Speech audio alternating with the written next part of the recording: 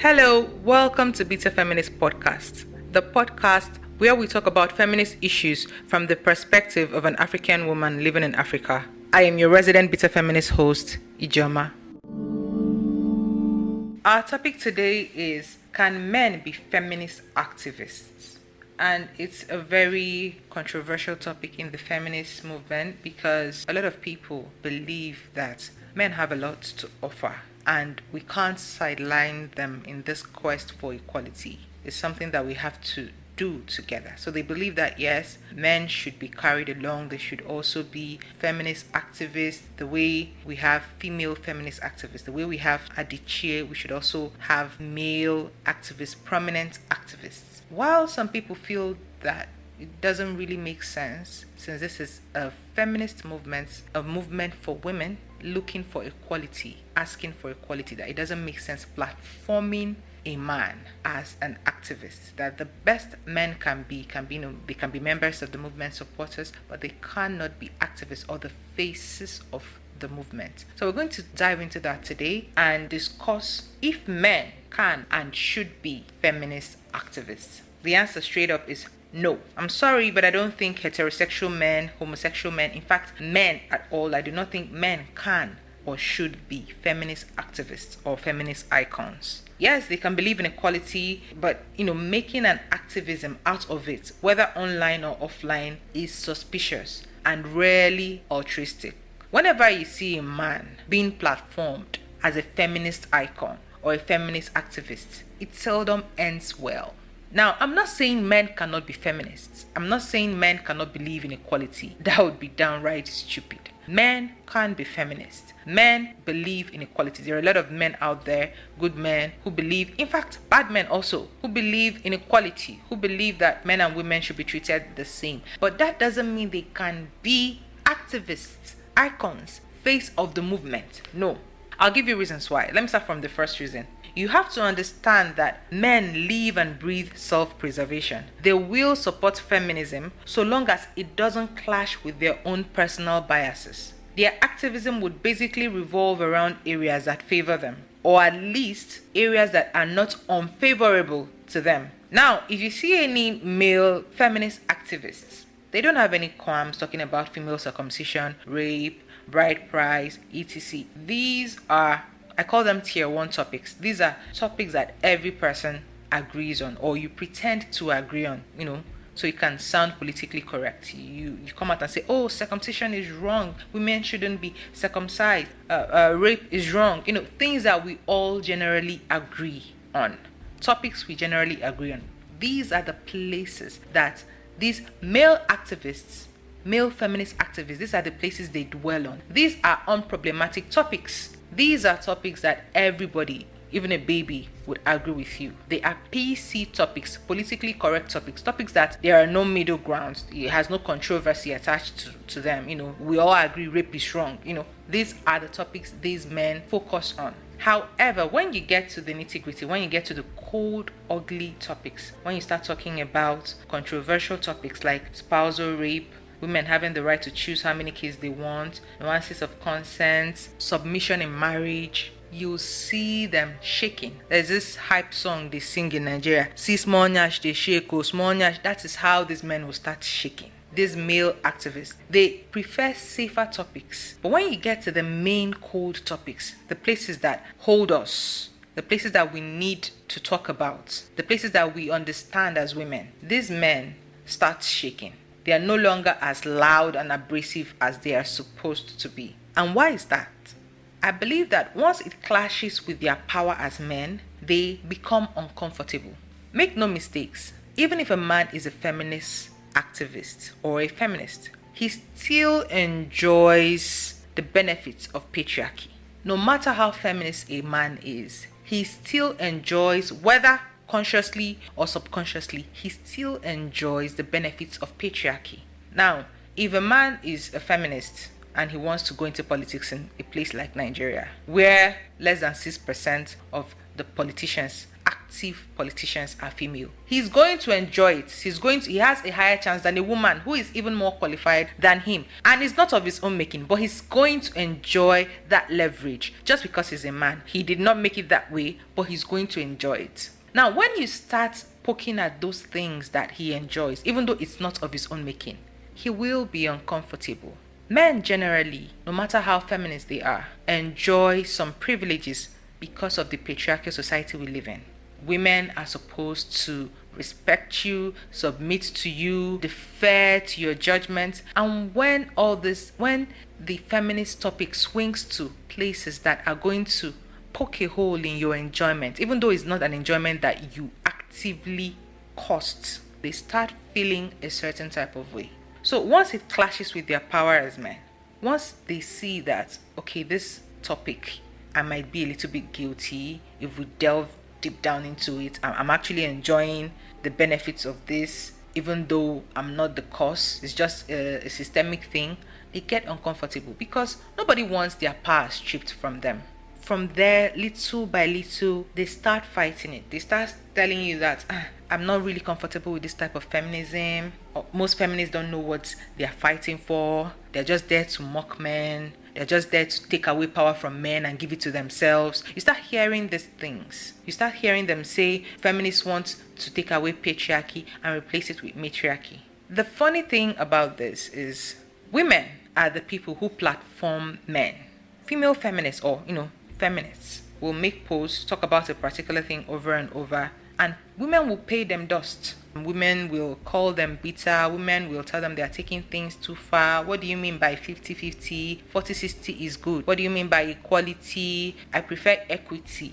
Now, men will come in and repeat exactly those things the female feminists have been saying all along, and it will go viral, and women will be so happy with it. They'll praise them. They prefer hearing it from men, and that is how they indirectly platform these men.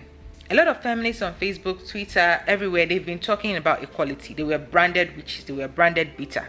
Male feminists, or whatever they call themselves, came in and regurgitated all those things, and then they were embraced. An example is the Solomon Buchi guy. He came in and regurgitated exactly what these female feminists have been saying all these years. And immediately he was widely loved and accepted. Now, this is somebody that was a patriarchal, judgmental troll when he was on Facebook. We all knew him when he started out on Facebook as somebody who detests women or somebody who said nasty stuff about women. But he rebranded himself, adopted a brand new persona, and entered Instagram and started dropping sensible comments on posts, and just like that, it worked.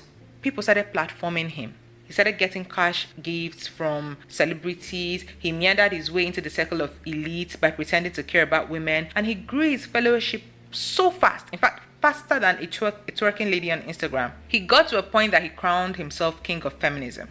A man crowning himself king of feminism. The irony wasn't lost on him. When he got what he wanted, which was the followership, the notoriety, or the fame, he turned around to make a post denouncing feminism and distancing himself from the movement, and went straight back to his patriarchal default settings. And that is how it is with most male feminist activists or feminist icons. They start out regurgitating things that female feminists have been saying for some time. And because they know that it would be well accepted from men, they get that platform. Women embrace them. Like I said, this is something they do. This is like a template. There's also a Reverend Father on Facebook. He started, I think Father Ugwu, he started out this way. He started with making posts about equality, talking about how women deserve equality, how women should not be ostracized in their own home, how they should not be treated badly or poorly. And trust women, they ran to follow him. They were hailing him as a priest that has sense. They were sharing his posts. But you can't hide misogyny forever. He went back to his factory settings. The real misogynistic Igbo man in him came out. And apart from these two people, there are dozens of Facebook men who got their fame or grew their followership by pandering to women, by forming equality. Once they get that fame, money, or even pussy, they run back to their factory settings. It's like catfishing, but with feminism. They use this beautiful post to lure women into thinking they have sense or they are pro-equality. And this is one of the reasons why male activists should not be platformed when it comes to feminism. Know this: men will perform feminist activism for as long as he feels his headship as a man isn't threatened. They don't want to totally lose their patriarchal privileges. Most men would rather revert to patriarchal standards than lose their privileges. Another important reason is the oppressors of any movement should not be the people spearheading the movement. In feminism, in this our movement, who are the oppressors? Men. Yes, I know it is the patriarchal system, but men generally. Men should not be the people, the same people, spearheading a movement against. Now, this is not to say that feminism is against men, but if a movement has a particular antagonist, it doesn't make sense for that antagonist to spearhead that movement. It's like having SARS official lead the End SARS protest, or like having white people lead the civil rights movement, or having white people again lead the Black Lives Matter movement in the US. No matter how well-meaning this seems, if push comes to shove, they will protect themselves first. And it doesn't even make any logical or moral sense for the beneficiaries of the oppression to be the people who will take the lead against that same oppression they benefit from. So, a man being a feminist activist is as ludicrous as a white man leading Black Lives Matter protests. Now, I've had people say stuff like, you are alienating men by saying men cannot be feminist icons or activists, or are you saying we don't need men for the feminist movement to progress? Of course we need men, definitely. The conversation about equality cannot be had without men. It's not something that we would do on our own and get it without men. We need them. Men can have this conversation with their peers, with their friends, with their colleagues. I watched Trevor Noah on The Breakfast Club. He was talking to Charlemagne and the rest of them. He was telling them that what he does is he calls his friends over. He has his friends over and they discuss about consent, the nuances of consent. They talk about it, how to approach women, how to be careful not to sexually assault women in this day and age we are in, because sexual assault or sexual harassment is no longer when they slap your ass or, grope you or something. Right now, it is more nuanced. So he talked about how he has this conversation with his friends, with his homies, so to speak. Now, this is how men can help in the feminist movement, by having conversation with their peers, with their friends, with their colleagues, because there are men who will listen to this only if it comes from fellow men.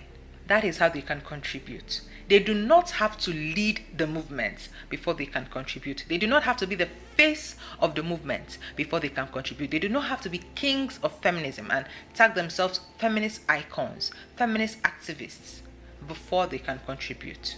I remember when each time we talk about prevalence of rape, men would come out and chant, hey, men get raped too. Why don't you talk about the rape of the boy child? Why don't you talk about the rape of the boy child? You're always talking about female rape, about how women get raped, about how young girls get raped. What of young boys? You also get raped too. Every single time. If you make a post about any rape case that is trending, men will come there and be like, men get raped too. If you talk about domestic violence, men will come there and tell you, men get abused too in their homes, emotional abuse. I know an uncle, my father's brother's friend, his wife beat him to death, and all of that and all of that. And I remember that each time this happens, I'll tell them, this is a conversation that men need to spearhead. Start making independent posts about how the boy child is abused. Start making independent posts on your own. Just stand up and make posts about how men are also victims of domestic violence, how men also get abused. Don't wait for women to do it for you. Then you can. Don't wait for women to make posts, because then they'll be like, you only make posts about women. Make posts about men too. No, women cannot lead the movement for boy abuse. This is something that men have to do. Likewise, men cannot lead the movement on female equality. Men cannot lead the movement on how women need this or that. it's just ludicrous. I'll keep on using that word because it doesn't even sound sane. There is so much to being a woman that a man would never know. All they can know is, from the cushy comfort of their homes, from what we tell them. They have secondhand experience at this. They don't know exactly what it feels like. All a man knows about rape is what his wife, girlfriend, sister, daughter tells him. All he knows about gender-based discrimination is what he sees. It's not something he has ever and will ever experience. So no man should be platformed as a face of the feminist movement. No man should have that platform. No man should be able to say, I am the king of feminism. No man should have women trooping around him, waiting for him to speak on this particular movement. It is a movement for women, by women. The best men can do is support in their own ways. I think the best men can do is to be feminist allies. To be allies. Personally, I am pro-LGBTQ. I am very pro, I'm very vocal about my stance when it comes to LGBTQ. But because I'm not a member of the community, the best I can be, no matter the level of my support or how good my intentions are, is an ally. There are so many times I want to talk about some topics that relate to LGBTQ as a community. But because I know that this is not a community I am part of, because I know that I hold back myself and I wait for a prominent member to say something about it, then I support. The best I can do is support, because no matter how much I like that community or no matter how much I support them, I cannot relate to what they go through on a daily basis. I cannot relate to what it means to be kidnapped. I cannot relate to what it means to have to hide your love. I cannot relate to anything they go through. I have the liberty of loving the people I love. I have the liberty of going out, kissing my boyfriend anywhere, and people will just stare at me. Whereas if they try that, they might be just stoned to death. I cannot relate. I cannot come out and say, I am an LGBTQ icon. I can't, because I am not. What I am, at my very best, is an ally. The best you can do is support. The best you can do is bring them up. And if they need you, be there. And I think that is, men need to understand this. When it comes to feminism, you are just an ally. The best you can do is support. The best you can do is raise this conversation amongst your peers, because that's what I do. I started talking about LGBTQ with my sister, with my mother, with the people around, with my friends, with my lovers. Any man I have anything to do with will know my stance, and I'll try to talk to you about it. And if you are homophobic, I cut off any relationship with you. That is the best I can do. I can't platform myself. No matter how well intentioned I am, I can't platform myself as the face of this, because I'm not a member. And men should realize this. They should humbly accept this, that in as much as you might be a feminist, in as much as you might have the right intentions, in as much as you might be passionate about this, you cannot platform yourself. You cannot make yourself a thought leader on this particular issue. The best you can do is to be an ally, to support, to platform women. This is a movement for women. It should not be led by men. No matter how well men mean, a man can never fully grasp the travails of womanhood. Just like a white man can never fully understand the depths of racism like a black man. So men should not be the forerunners of this movement. The best they can do is to support and be allies. That's all for today. Thank you so much for listening to today's episode of Bitter Feminist Podcast. Follow us at Bitter Feminist Podcast on Twitter, Instagram, Facebook, YouTube, and TikTok. You can drop your contributions, questions, or even hot takes on any of our social media platforms. I'm still your host, Ijoma. See you on our next episode. Bye.